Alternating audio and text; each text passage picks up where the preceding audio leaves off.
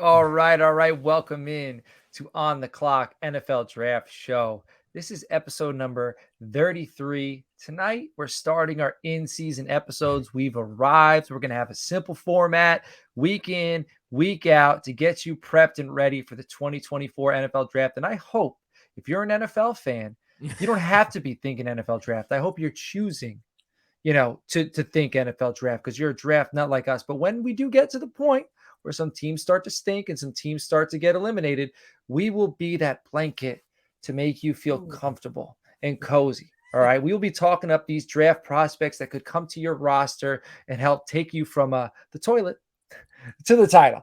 All right. My guy this evening, my co-host, Mr. Nino Brown at Nino Brown _T2T, who's been going hammer on the Twitter with his breakdowns. I know he's been releasing some shorts. He's the mayor of college football. How are we doing this evening? I'm good, Maestro. I'm glad we can get back in the saddle. And this is first one in season, which is crazy that we've been doing 32 episodes off season. They say it's the off season, huh? Never heard of it. But it's been fun. It's crazy because week 0, we got to see a couple of guys that we kind of talked about a little bit in this quote unquote off season, and they kind of popped a little bit. But I'm excited for this one. College football's here, dude. Like, that's it. What does your shirt say? Get to work, bro. Get to work. I love it. I love it, man. And you know what? Like, me and you, as far as running toilets to titles and all the different things we got going on, like if you're playing fantasy football, we got the Gilded Chat. So reach out to me on the Twitter at Coach Sheps. And what the Gilded Chat is, it's just a way for you to access us and a fantasy football community that we put together. We're closing in at 250 people. So I suggest you get in there now. In 6 months. Dude, it's crazy. But we get in there. Ask us your draft questions. Ask us your start sit questions. But regardless, so my point is, I got that going on. I got the show on Tuesdays going on. I got Cowboy stuff going on. So in season, me and you are like, we're running in 1,000 directions. And this is like this is like we come back together because you're the college guy. Yeah. We meet at NFL draft. I'm getting into college this year. Like, shout out to the CFB Nation. Go check that YouTube channel out. Nino's got a lot of work there. And the Armory, that's over there. So if you're an Army fan, you want to check that out. So we link a little bit on college, but this is like, we link back up in the NFL draft. So I'm glad we got this going on right now. We cross. This is the meeting of the crossroads on the beaten path. Yeah. And it's all good stuff. Everything we got going on right now is absolutely good stuff. If you're on the YouTube, you're watching us on the YouTube, we greatly appreciate it. Throw us a subscribe. We're up to like 1,750 subscribers. We're trying to get to 1,800 by the middle of September. It'd be greatly appreciated. Throw us some comments, all that good stuff. If you're on Apple Podcasts, throw us a 5-star review. We'll read that off. And if you want to support the show for as little as $1.50 a month, that's less than a cup of coffee, patreon.com/toilets titles. We have tons of giveaways. And I was talking about this one with Nino before the show. All right. It's Caleb Williams signed Funko Pop. We're at about 36 Patreon members right now. All right. If we get to 50 before the start of bowl season, all right, as we get closer to 50, bowl season, we'll pick a date. But before the start of bowl season, if we get to 50, I will give this away to a Patreon member. And the way we will do it is similar to the way we did it on Toilets to Titles Tuesday night. Put it on a wheel. All the Patreon members, we spin it. You win, we send it to you. So, Nino, enough of all that stuff. All right. Week 0, you dove in. Tell us about some NFL draft prospects we need to know about that had monster performances in week 0. I mean, I could give you a guy both sides of the ball in any game, but I got 4. All right. I went 2 offense, 2 defense. Got to keep it even. First guy off the list, I had the pleasure of interviewing this gentleman, him and his QB from La Tech earlier in this offseason. That's Smoke Harris, wide receiver out of La Tech, 5'7", 185 pounds. Man, 11 targets, 11 receptions, 155 yards and a touchdown. That's 14.1 yards per catch. He had 134 yak yards out of 155 yards.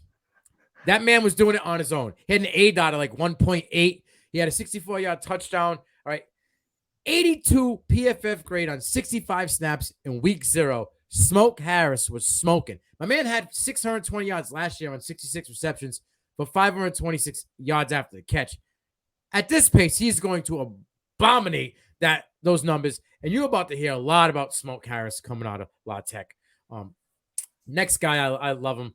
I don't know if he's Hawaiian, Samoan, whatever it may be, but Maurice Lufawa, linebacker out of Notre Dame. Okay, now everybody knows normal linebackers out there that always talk about Kaiser and JD Bertrand. Okay, but Maurice, 6'2", 226. He's a senior. Jim Nagy, I've been in your DMs. I've been tagging you all week. Check him out. 7 tackles, 4 solo tackles, a forced fumble. He literally blew this dude up. They would have recalled the fumble, but Bertrand ended up recovering the ball out of bounds. The guy was just everywhere. He had 3 run stops added on. He had 82.5 PFF defensive overall grade and an 81.1 PFF coverage grade. Maurice was everywhere. He earned to be on this list. Yeah. Now, I had a guy in Ohio I talked about, Curtis Rourke. Okay. That was supposed to be my dude. I'm going to stay at Ohio.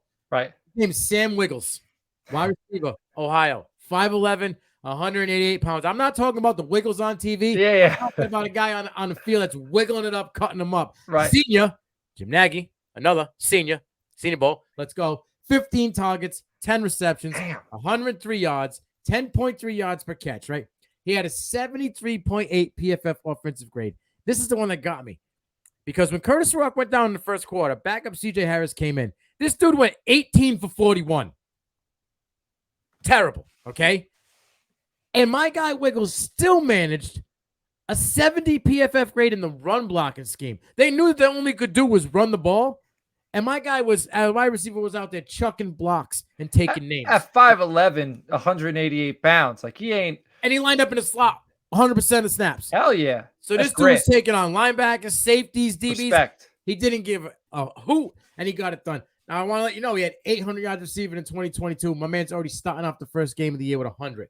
He about to abominate crush that number. All right? My last guy. I mentioned him to KT before the game 2 weeks ago. My man showed up and showed out. He's the only non-senior on my list. That's Jamal Potts. He's a safety out of FIU, 6'2", 185, 73 snaps, week 0, okay? 10 tackles, 7 solo, 2 forced fumbles, and 1.5 tackles for loss. You can add on 5 run stops. He had 45 snaps in the slot, 19 in the box, and finished with a 71.4 PFF overall defensive grade. Those are my 4 studs from week 0. Man, I feel like Bill Belichick's probably already got his eyes on Jamal Potts. that sounds like a Patriot. Yeah, 73 snaps, 45 in the slot, 19 in the box. FIU, not like a monster college, 6'2", 185, got some size and some length to him. So I'm looking forward to checking these guys out. And I want you to know, listening at home, we started our player profile. So we're doing our breakdowns on air. But as we go through the season, I think we're already at 10. All right. So toiletstotitles.com under the NFL draft tab. So Jamal Potts is a guy I'm going to put on my list. I'm looking forward to check him out. And Sam Wiggles, 5'11", 188, but grit. The dude's willing to throw some shoulders and get some blocks done. I'm looking forward to checking that guy out as well. But sometimes I get drained, man. Yeah. Work, kids, life.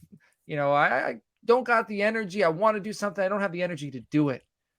What do you do, Nino, to get yourself perked up? What I usually do, and I needed to do a little bit on it, Saturday after all them games, I needed a little pick-me-up, and I went to Duppy. Your genderless energy with great flavor, right? It tastes good. It's good for you. It doesn't give you the jibbies, give you the bugs under the skin, right? It's clean, nice beverage, good flavor. You want to stay alert and awake without the jitters, go on to Total Titles, click that W icon, boom, get 10% off your next purchase. I'm telling you, you get that sample pack, you'll be going back for a big tub. Get that 10% off. Duppy. Man, we were talking earlier about credentials for maybe Michigan versus Ohio State and possibly driving.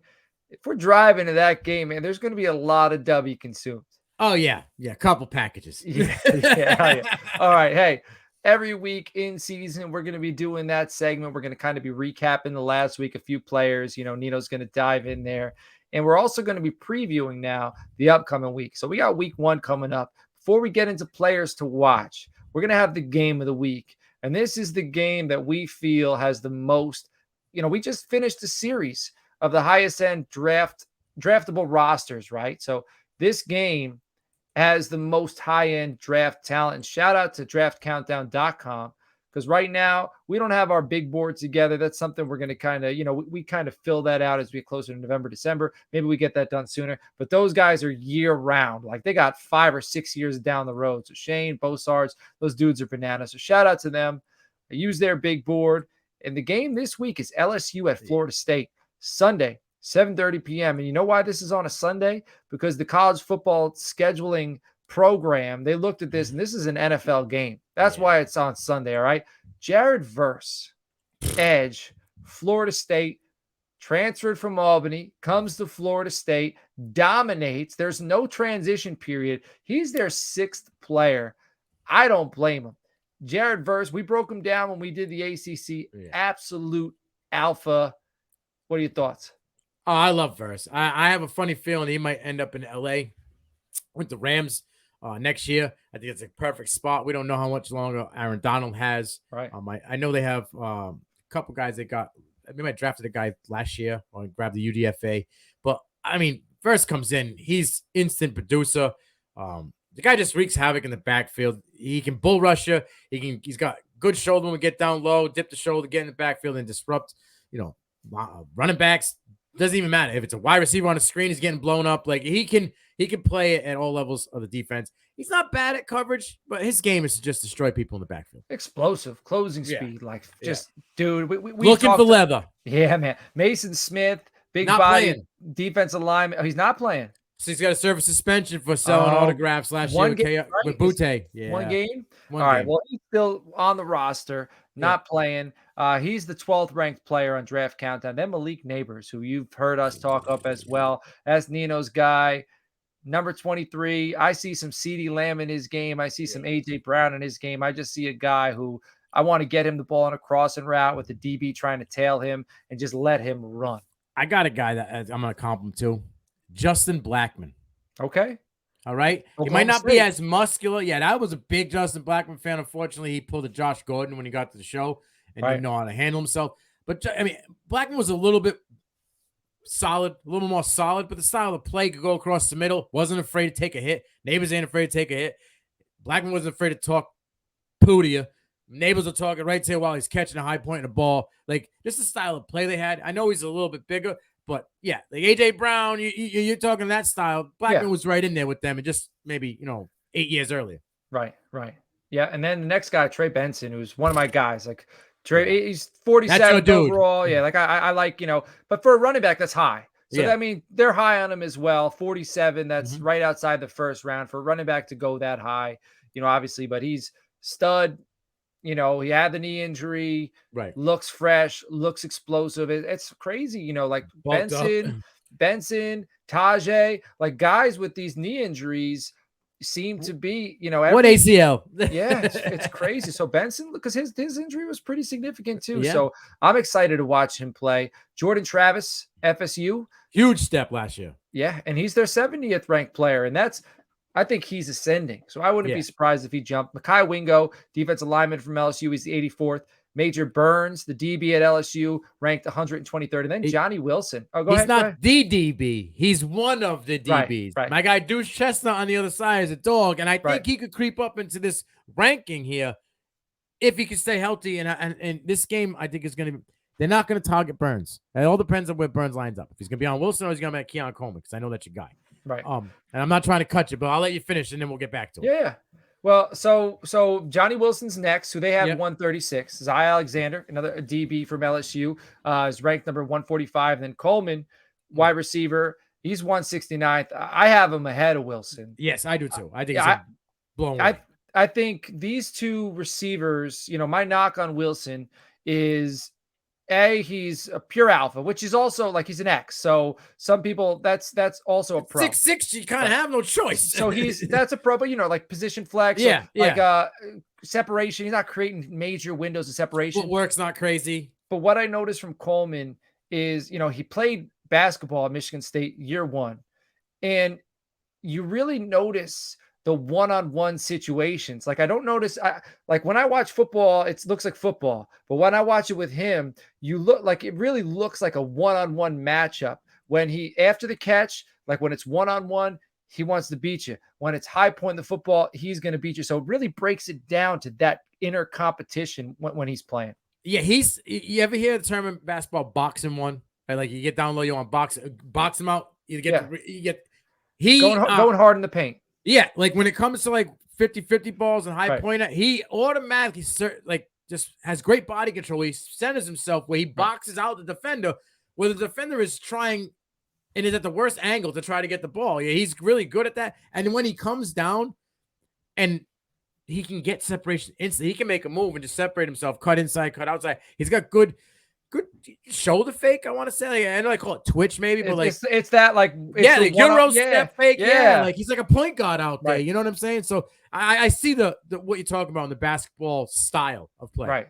So that's the list. So you got anything you want to mention before? So I talked about Wilson and you had mentioned Zai as the other DB, and he's a center because Deuce hasn't been healthy. So just Chestnut's got a huge ceiling. Right. But if he stays healthy, I think he can pass Zai and be right in there in that ranking. I want to see who's going to cover Johnny Wilson. Is it going to be Major Burns or is it going to be Zai?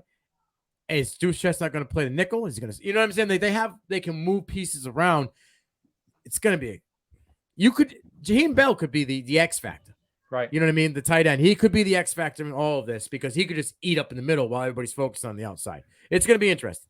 And what's awesome is the cluster of DBs and wide receivers from both teams. That's what I'm saying. Yeah. At the end, like it's not like, it's two top, like it's the DB is ranked 123rd, the wide receivers 136, another DB's 145, another wide receivers 169. So where Draft Countdown has them ranked, they're all pretty close. So this is going to be, I apologize. It's not Jaheim Bell. He's on Florida State. I'm an idiot. It's Mason Taylor.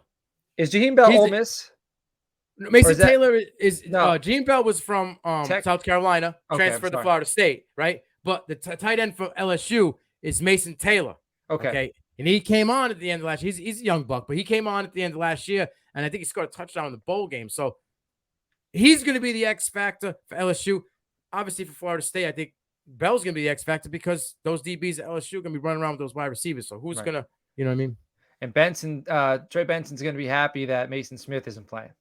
Oh, 100%. That guy is a freak. That'll be a big, they still got Mekhi Wingo. They still got some guys who can play, but it'll be a big help not having Mason Smith in the middle. All right, let's talk about some players to watch. So now we're kind of bringing it down. The way I looked at it, I'm sure you looked at it in a similar way. It's not necessarily the stars. And at some points in the season, I might go to the stars because the matchup is good, but I try to look for a player who week one, you don't need layups. Yeah, like I wanted a draft prospect who is intriguing. There's some buzz, but there's also a matchup that is worthy of, like if I pick a guy who's got some buzz and playing against the garbage squad, what am I going to learn? So the first one, Jaquindon Jackson, running back, Utah, 6'2", 225 pounds. He's going up against Florida. All right. Week one, Florida, Utah, Thursday, August 31st. And you listen at home, you might enjoy this. I put this list in order of days that the games are played. So you'll be able to mark them off and watch them all throughout. So that's the way my brain works. So this is the first matchup of the week, Thursday, August 31st, 8 p.m. Florida was 33rd against the run in 2022.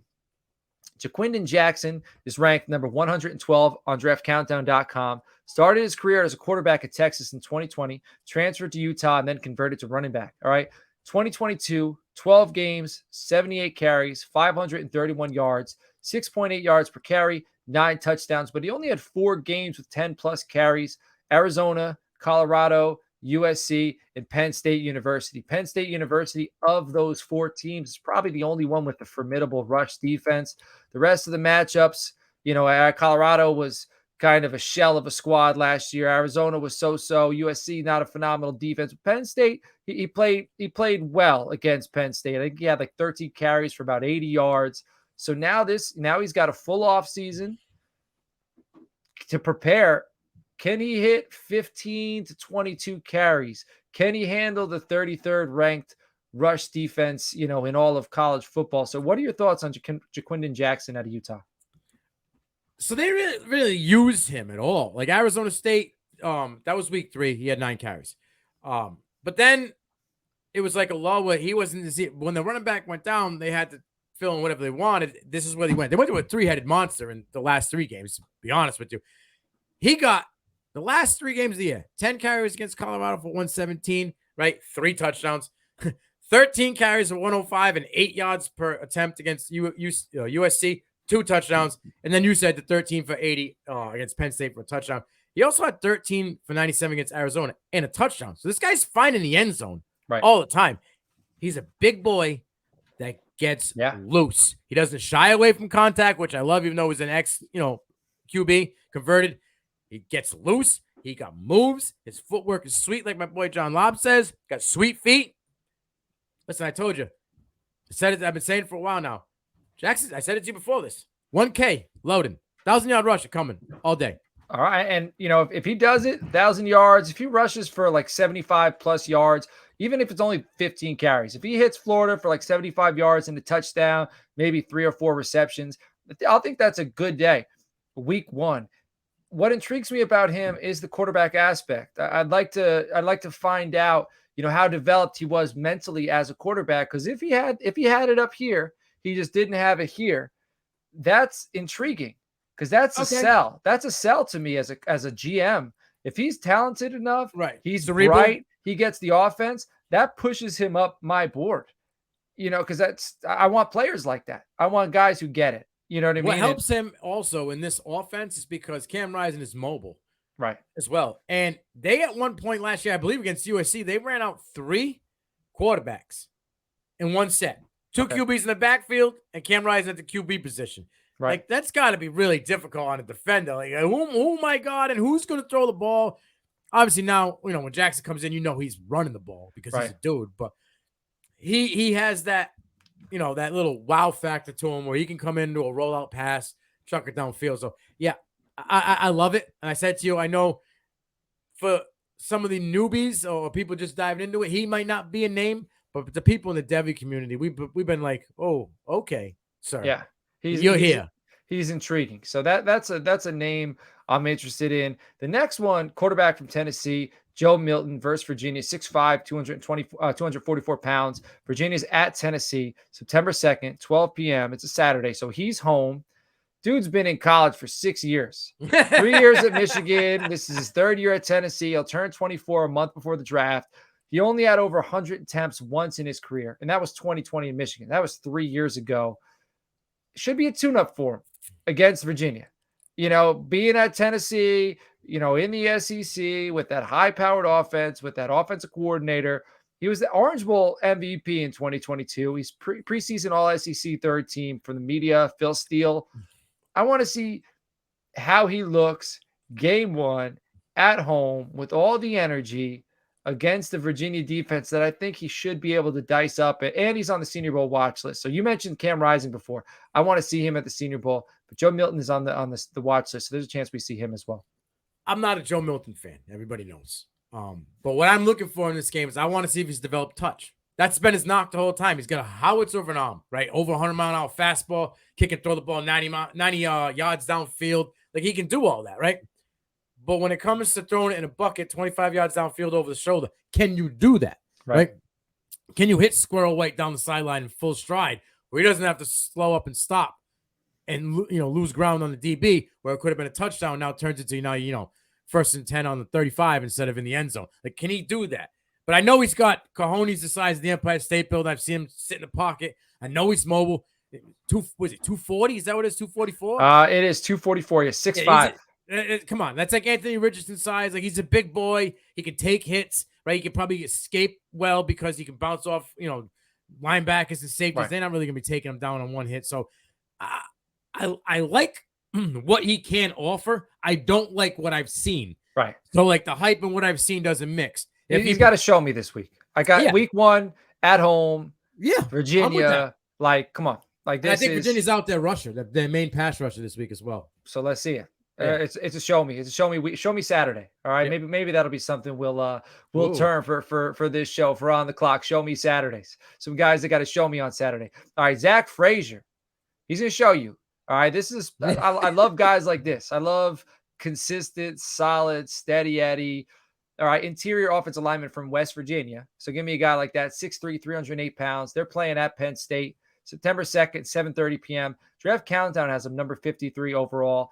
He's preseason All-American, second team Ultra Camp, Phil Steele, preseason All Big 12 Conference first team, Big 12 media. So basically all the outlets put him Big 12 first team. He's played 35 career games, including 34 career starts, 25 career starts at center. He allowed 1 sack last year. That's it. All right. Penn State, a lot of edge. I don't know much about the interior defense line, so he's going to be going against the interior offensive line. But I do know they got dudes on the outside, Penn State, and they were also sixth ranked pass rush in 2022.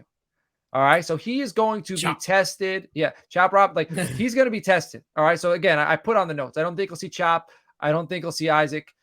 They're both top 32 prospects. Oh, they're playing. They'll play. But I mean, like, I don't know if they'll be inside, because he's yeah. I don't think they'll be lined up over him. So I don't know if we're going to get to see much one-on-one, but he'll be going against dogs. Yes. So it'll be a big weekend for him to show he belongs in the top 50 conversation. Yeah, no, I'm with it. I got a guy I'm kind of where I think, like we said, not on anybody's list. Well, go on. Let's go. Could go top 50, 60 in the end. I'll go if you want me to go now. Yeah, let's roll. So we're cooking. I got 2 games on Thursday, okay, and then I got a Saturday game. But first for me, and you guys are gonna say, "Oh, he's a homer." I listen. I couldn't go, and this is not a knock to coach, but I can't go down the Draft Countdown line because I'm going to be on their show tomorrow, and both sides would rip me if I didn't channel my inner Jim Nagy and go down the rabbit hole and go look for guys. So I had to go a little bit wild. And some of these names you might not know. I know one of these names Shane knows. He kind of put me onto him. This first guy, I'll start with Thursday. On Thursday, this first guy, Nick Correa, he's an offensive guard, URI Rams, 6'5", 325 pounds, right? This game's Thursday, August 31st, 7 p.m. URI is playing Georgia State. He was a 2021 CAA All-Conference second team. Last year, he was All-Conference first team, raised a 60th senior. Hey, yo, Nagy, 60th senior, let's go. He got elite size. He got a big frame. He's got very good footwork for a 300-pound big man, okay? His head is always on a swivel. He's always looking for the next defender or the next move. He's cerebral. He does well with stunt and twist. He's very physical, throw you around. He's violent in the run game, and he can get to the next level. Not saying he's dominating at the next level, but he can get to the next level and play well. More of a gap scheme run blocker, but he was a 51-46 split gap and zone. He's pretty good in pass pro. He had a 77 PFF grade. He does struggle with quicker linebackers and safeties, and he struggles kind of with picking up the defenders on the screen game. Most of the time, it's going to be your outside linebacker or your safety in the box. So it makes sense. But Nick Correa, I'm telling you right now, this is a dude that's going to be climbing draft boards when it comes to that time. That's a massive offensive guard. But at 6'5", 325 in the interior, did he start at Rhode Island? Do you know, did he start outside? They moved him inside, or he's been inside the whole time. All right. I mean, that's if you're an NFL roster that enjoys bulk in the interior, this guy's bringing that. Yeah, I mean, we watched a gentleman from Notre Dame, Rocco. He dominated in the run game this weekend in Dublin. So look out for Nick Correa. I have a funny feeling this is going to be a guy you're like, oh, okay. You see a couple guys, Cody Mock, all these random guys that you don't know about, and then all of a sudden it comes down. I think the Senior Bowl could be a platform for my guy from down URI to get his name. We'll have to interview him like we did Cody Mock. I'm down with it. With it. Another local guy I got, number 2, okay, Jackson Mitchell, linebacker out of UConn, 6'1", 229 pounds. He's a senior. Hey, yo, Jim, North Carolina State at UConn on Thursday, August 31st, 7:30 p.m., okay? I got to start with 2021 because it only gets better. 2021, he had 114 tackles, 41 solo, 6 tackles for loss, 1.5 sacks, a pick, and 2 pass breakups, okay? Last year, a godly 140 tackles, okay? 52 solo, almost 10 tackles for loss. He had 4.5 sacks, 3 pass breakups, 2 forced fumbles, and 5 fumble recoveries. On top of that, he had 50 run stops on 847 snaps. Dude's like an Iron Man. He's out there all the time. He can cover. He can, he's good at getting the running back in the backfield. He had a 77.9 PFF grade. I mean, it's almost damn near 78, right? That's 20 plus points better than the season before. So there's growth. Damn. We're seeing that, okay? And he went from 114 to 140. That's a 26 tackle jump, all right? He's a speedy linebacker, 4.6 40. I mean, it's not crazy speed for a linebacker. That's pretty good. He can get through the defensive line by any means necessary. His swim move, you want a club move, you want a bull rush, you're a running back, don't come Mitchell's way because you're not getting by him. He uses his speed and timing perfectly to shoot gaps well, and he can drop back in coverage when they're covering the tight ends of the running back. QB's had an 89 QBR when they target him. So this dude can play all over the field. Right. It's interesting to me with the way the transfer portal is that this guy didn't transfer out of UConn. With that jump. Jim Mora Jr. Yeah. He's the coach over that. I was thinking like there's got to be some reason he was loyal to UConn because UConn they got drubbed for most, probably but they're starting to get these names now with all this realignment, right? Like they were that last name to possibly go to the Big 12. Right. Because they got that Louis bag behind them. Like, right, but they're bringing the basketball with them. Right. So they're getting all the championships. Right. So they're a hot commodity in this realignment. So I think he stood because Jim Mora is a solid coach. Since he got there, he's turned the program around. That game's got two linebackers of interest. One, Peyton Wilson as well. So North Carolina State. So I'm interested to see. I might tune into this one for the battle of the linebackers. And Peyton Wilson. Go ahead. Brennan Armstrong at quarterback as well. He's looked up. He's back with Robin and I, who was his offensive coordinator. Listen, at Virginia, he could be a guy that we talk about as pulling maybe a Stetson Bennett or a Tyson Bagnet. Right. Bajan, I'm not sure, but he got some talent and he can chuck the ball around as well. All right, who's your last one? My last one, I think you're gonna like. Okay, all because I liked this guy last year. I knew he wasn't going to get enough time, but it is time now, and he kind of has the same attributes as the guy that was in front of him, Quentin Johnson. Quentin Johnson was 6'4", 193, right? I got Savion Williams, right? Former four-star recruit from Marshall High School. That's out of Texas. He's another QB turned wide receiver. As a QB, he won a district championship from Marshall High School, playing the QB role, okay? In Texas. Texas. He chose TCU over Texas, Texas Tech, Baylor, Arkansas, SMU, right? But injuries got him. He only played 10 total games in his freshman and sophomore season. He started 2022 with 10 receptions for 122 yards and 2 touchdowns. And Quentin was his biggest fan. And then, obviously, Q started to show up because in the beginning of the season last year, Q was kind of missing. It took a few weeks, right? He had an ADOT of 11.6, which means he's not getting these Dunkin' dinks. They're targeting him downfield, right? 10 to 12 in contested catches last year, right? He's athletic. He's a former 3-sport athlete, basketball, football, and track. He high points the ball with excellence. I'm calling him the 50-50 king. 6'5", he can work well in space, right? He gets loose, which Quentin did pretty well in space. He had that toe drag that he did that kind of got him a little move, get him out there. He closed out 22 against Ohio State with 5 receptions for 42 yards and a touchdown. And on top of it, this dude came out and said that run blocking is his favorite part of the game. He's physical at the point of attack. He goes, I have no problem getting in there and throwing people around. So give me Savion Williams as my number one guy looking for this year against Colorado. The run blocking probably comes from him being quarterback and getting to the edge and loving when he had a wide receiver on the edge who was willing to seal it for him. So it's, I love guys who've transitioned from quarterback. They get it, man. So this is awesome. So this is a list of 6 guys, or rather 6 games you could watch.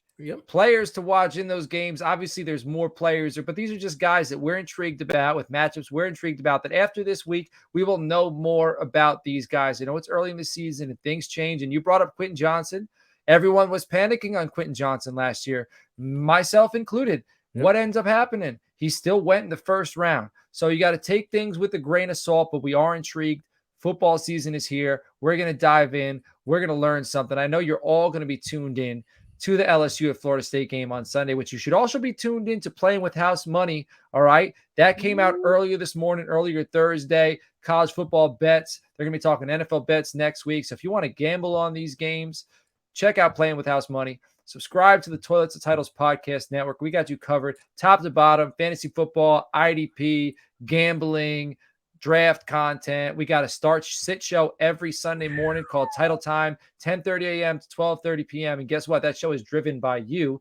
You're in YouTube. It is live. You ask your questions. We answer it with a panel of like 5 or 6 guys every Sunday. So we got you covered. So Nino, you have anything you want to say before we wrap this thing up? Well, you mentioned playing with house money, and DJ Prue, the live bet king, he is a Florida State guy. So this is a very big game for him. I guarantee you might want to go back and tune into that episode because he's probably got a couple little nuggets in that Florida State game that he likes. I'm willing to bet, and you could probably enjoy the game, see some prospects, and make yourself some money. Yeah. Trifecta. Yeah, man. If you want to talk to us on a regular basis about these prospects and about some gambling, get in the Gilded Chat. All right. It is free. Reach out to me on the Twitter at Coach Chaps or the show, toiletstitles@gmail.com, and we will get you in there. So everybody enjoy college football. All right. It is here. NFL is next week. It is the most wonderful time of the year. We will catch you all later.